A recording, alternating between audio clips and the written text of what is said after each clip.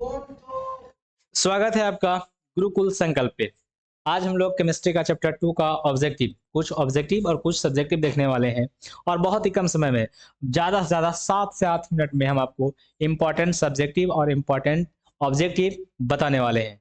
चलिए शुरू करते हैं। आइए, बोलता है निम्न में कौन अम्ल नहीं है? इसमें से बताना है कि कौन अम्ल नहीं है। भाई साहब, जिसमें H होगा वो अम्ल है, जिसमें H नहीं होगा वो अम्ल नहीं है। इसमें एच है, अम्ल है, इसमें एच है, इसमें अम्ल है, ये भी इसमें एच है, ये भी अम्ल है, इसमें भी एच है, लेकिन ये अम्ल नहीं है। रीजन, इसके साथ ओ है, एच के साथ ओ हो, साथ में हो, एकदम बगल में हो, तो वो अम्ल नहीं होगा। तो ऑप्शन नंबर डी इसका पहचानने का एक सिंपल सा नियम बता दिए। बाकी बहुत सारा नियम है इसका। पीएच मान 5 से 7 से ज्यादा होगा चाहिए। के O H O H O H ion release करना चाहिए। तो ओ एच जहां दिखा वो भस्म होगा, अम्ल नहीं होगा। नेक्स्ट बढ़ते हैं। क्वेश्चन नंबर 2, धातु अम्ल से अभिक्रिया कर कौन सा गैस निकालती है? तो जब कोई धातु अम्ल से अभिक्रिया करता है तो वह हाइड्रोजन गैस निकालती है। जब कोई धातु अम्ल से अभिक्रिया करता है तो वह हाइड्रोजन गैस करता है। इसका रीजन है कि अगर सोडियम धातु इसको किसी भी अम्ल से करवा दीजिए, HCl से करवा दीजिए, H2SO4 से करवा दीजिए, अब इसमें H है तो निकालेगा भी H ही। रिएक्शन के बाद ये H2 गैस, ठीक है, रिएक्शन के बाद H2 गैस ही रिलीज करेगा। जब कोई धातु किसी अम्ल से अभिक्रिया करती है तो हाइड्रोजन गैस मुक्त करती है। नेक्स्ट, निम्न में कौन सा पदार्थ ऊर्ध्वपातन है? ऊर्ध्वपातन उसको कहते हैं जिसको गर्म करने पर ठोस पदार्थ से सीधा गैस में चला जाता है और बिना द्रव में आए, वह द्रव में भी नहीं आता है और सीधा गैस में चला जाता है, उस पदार्थ को नौशादर उस पदार्थ को ऊर्ध्वपातन कहते हैं। ऐसा आप लोग देखे होंगे कपूर को, लेकिन कपूर के अलावा एक और पदार्थ है जिसका नाम है नौशादर। क्या नाम है? नौशादर। और नौशादर का रासायनिक सूत्र NH4Cl होता है। ऑप्शन नंबर सी इसका बिल्कुल सही जवाब है। नेक्स्ट की ओर बढ़ते हैं। अगला क्वेश्चन है कि पोटास एलम जिसको फिटकरी भी कहते हैं, इसका रासायनिक सूत्र क्या है? पोटास एलम का रासायनिक सूत्र याद करने का सबसे सिंपल तरीका और सबसे बेहतरीन तरीका है कि पोटास एलम मैन्युफैक्चरिंग में जल के 24 गो अणु होगा, तो जहां भी 24 गो अणु होगा उसको आराम से टिक आउट कर देंगे। और अगर ऐसा क्वेश्चन दे दे कि सब में 24 गो अणु है, तब आपको याद करना होगा K2SO4 into Al2 into SO4 का हॉल 3 इंटू 24H2, आपको ये याद ही करना होगा। K2SO4 into Al2 into SO4 का हॉल थ्राइस, ये आपको याद करना इंटू 24H2, ये फिटकेरी का सूत्र होता है। आगे बढ़ जाते हैं। आज का 25 नंबर क्वेश्चन ये है कि PO into OH into NO3 किस प्रकार का लवण है? तो लवण 3 प्रकार का होता है, अम्लीय लवण, सामान्य लवण और क्षारीय लवण। इसमें से कौन सा लवण है? तो जिस लवण में H दिखे उसको अम्लीय लवण कहते हैं, जिस लवण में OH दिखे उसको क्षारीय या भास्मिक लवण कहते हैं, जिसमें ये दोनों नहीं दिखे उसको सामान्य लवण कहते हैं। तो यहाँ पे OH दिख रहा है तो इसको क्षारीय लवण कह दीजिए। ऑप्शन नंबर सी इसका बिल्कुल सही जवाब होगा। आगे बढ़ते हैं। आज का जो अगला क्वेश्चन है वो आपके सामने है, आप इसका आंसर दीजिए कि हमारा जो शरीर है वो पीएच मान के किस परिसर में सही से काम करता है? हमारा जो शरीर है वो पीएच मान के किस परिसर में सही से काम करता है? इसका आंसर जल्दी से बताएंगे कमेंट करके। क्वेश्चन नंबर 26, हमारा जो शरीर है, शरीर हमारा पीएच मान के किस वैल्यू पे कार्य करता है? तो आप सबको पता है कि हमारा शरीर जो है वो पीएच मान के 7 से 7.8 के बीच में कार्य करता है। 7 से 7.8 के बीच में कार्य करता है। ऐसे इसका आंसर देता है 6.5 से लेकर के 7.5 तक। तो ये जो एग्जैक्ट आंसर है ये नहीं है, इसमें ऑप्शन में नहीं है, कभी कभी देता भी नहीं आपको, ठीक है। 6.5 से लेकर के 7.5 तक, तो ये आंसर जिससे मिलता जुलता है, काफी नजदीक यही वाला है, तो हम लोग इसी को टिक आउट करके चल देते हैं। बाकी तो कोई है ही नहीं आसपास में, है ना। ये 6 से बहुत ही कम है और 7 के आसपास ही जा रहा है, तो हम लोग इसको टिक आउट करके चलते हैं। याद रखिएगा ऑप्शन नंबर सी इसका बिल्कुल सही जवाब है। आगे बढ़ते हैं। अगला क्वेश्चन कहता है, अगला क्वेश्चन ये कहता है कि अम्ल वर्षा का पीएच मान कितना होता है? अम्ल वर्षा का पीएच मान कितना होगा? 7 से कम होगा, लेकिन देख लेते हो ऑप्शन। 7 से कम भाई साहब, अच्छा 7 से कम तो है ही है, लेकिन 5.6 से भी कम होता है। ऑप्शन नंबर बी को हम लोग करेक्ट करके चलेंगे। 7 से कम अम्ल का होता है, लेकिन अम्ल वर्षा का पीएच मान 5.6 से भी कम होता है।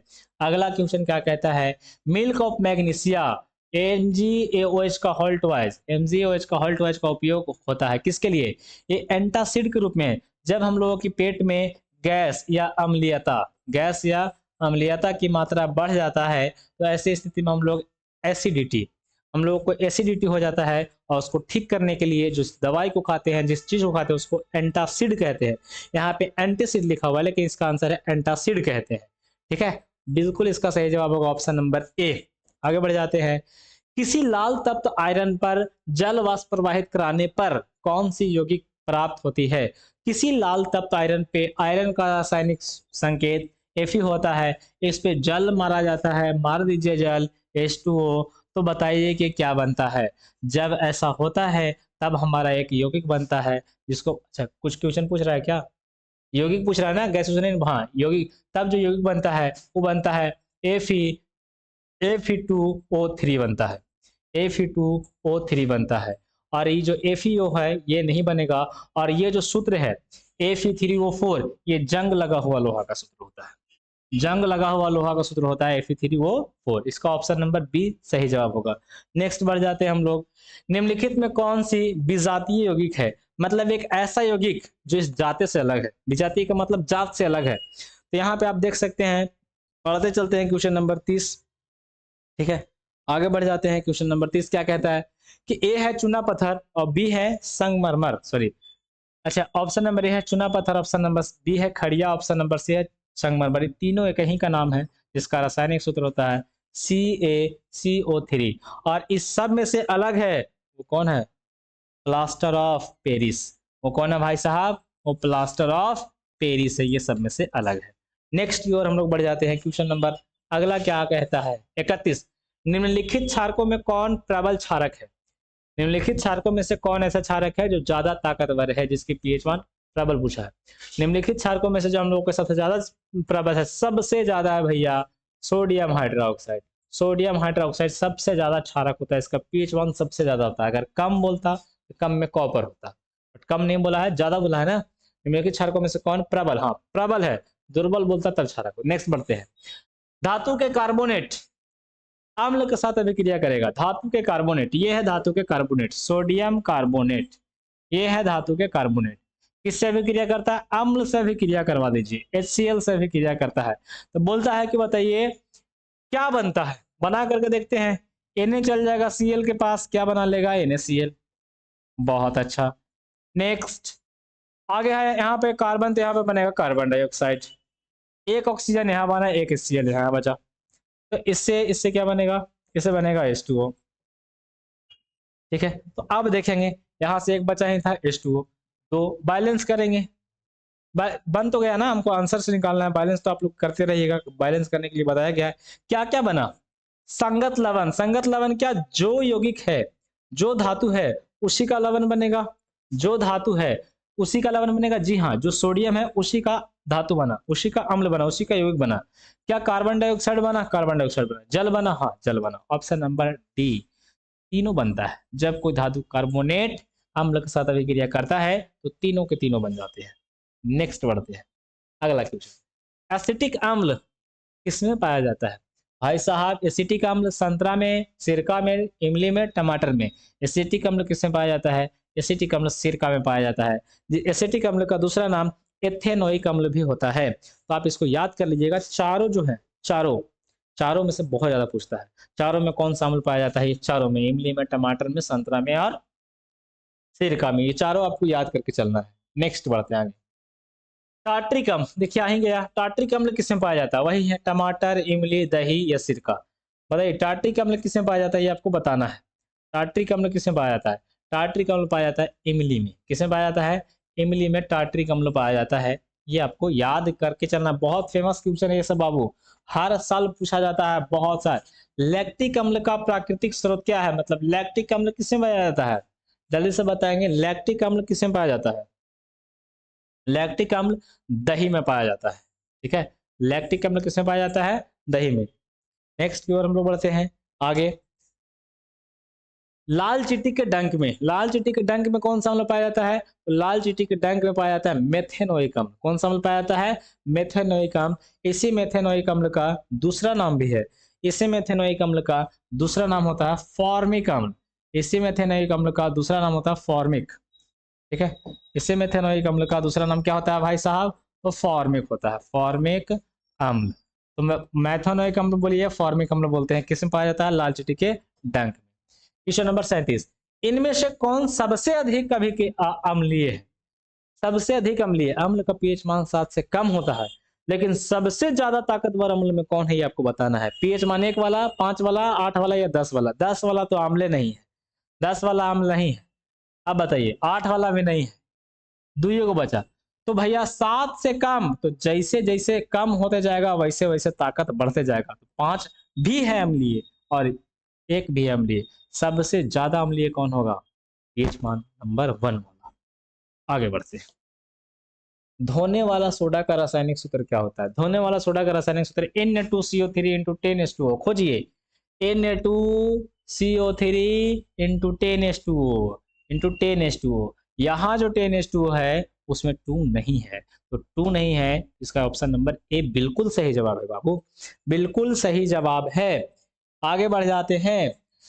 बेकिंग सोडा का रासायनिक सूत्र, रासायनिक नाम क्या है? बेकिंग सोडा को खाने वाला सोडा कहते हैं, और खाने वाला सोडा का सूत्र क्या होता है? खाने वाला सोडा का सूत्र होता है NaHCO3। इसका अगर रासायनिक नाम पढ़ेंगे तो ये हो गया सोडियम, ये हो गया हाइड्रोजन, ये हो गया कार्बोनेट। तीनों को जोड़िए, सोडियम कार्बोनेट नहीं, सोडियम हाइड्रोजन कार्बोनेट बिल्कुल सही जवाब, sodium hydrogen carbonate. Sodium hydrogen carbonate को हाइड्रोजन हटा के कभी कभी बाई भी लिख दिया जाता है, सोडियम बाइकार्बोनेट। तो याद रखिएगा, बेकिंग सोडा का रासायनिक नाम सोडियम हाइड्रोजन कार्बोनेट या सोडियम बाइकार्बोनेट। आज का लास्ट क्वेश्चन है, जल की अस्थायी कठोरता को हटाने के लिए, जल की अस्थायी कठोरता को हटाने के लिए निम्न में से किसका उपयोग किया जाता है? तो किसका उपयोग किया जाता है? धोने वाला सोडा का, धोने वाला सोडा का उपयोग किया जाता है।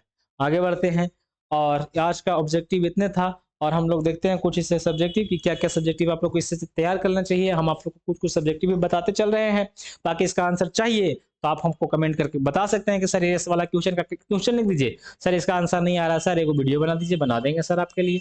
आइए, उदासीनीकरण अभिक्रिया किसे कहते हैं? एक उदाहरण दीजिए। वैसा अभिक्रिया इसमें अम्ल भस्म अभिक्रिया का लवण जल बना दे उसे उदासीन कर देते हैं। पीतल और तांबा के बर्तन में दही क्यों नहीं रखना चाहिए, या खट्टा पदार्थ को क्यों नहीं रखना चाहिए? केक या पाइरुवेट बनाने में बेकिंग पाउडर का, पाइरुवेट, पाव रोटी, अच्छा, केक या पाव रोटी बनाने में, केक या पाव रोटी बनाने में बेकिंग पाउडर का उपयोग क्यों किया जाता है? ये भी बहुत इस फेमस क्वेश्चन है। आम्ल और क्षार में अंतर लिखिए। विरंजक चूर्ण, भाई साहब ये लॉन्ग क्वेश्चन है, ये लॉन्ग क्वेश्चन है। विरंजक चूर्ण या ब्लीचिंग पाउडर बनाने की विधि क्यों लिखिए, और उसका उपयोग भी लिखिए। ये जितना क्वेश्चन आपको दे रहे हैं ना, ये ऊपर का शॉर्ट क्वेश्चन है और नीचे का एक क्वेश्चन लॉन्ग है। आप इसको तैयार करते चलिए, आपका एग्जाम में नंबर बहुत अच्छा आने वाला। आप चाहते हैं कि आपका नंबर अच्छा है तो आप हमारे चैनल को सब्सक्राइब कर दीजिए और बच्चों तक शेयर कर दीजिए और बता दीजिए कि एक चैनल है गुरुकुल संकल्प नाम पे, जिसपे बेहतरीन ऑब्जेक्टिव और सब्जेक्टिव डाली जा रही है अभी चैप्टर वाइज। धन्यवाद।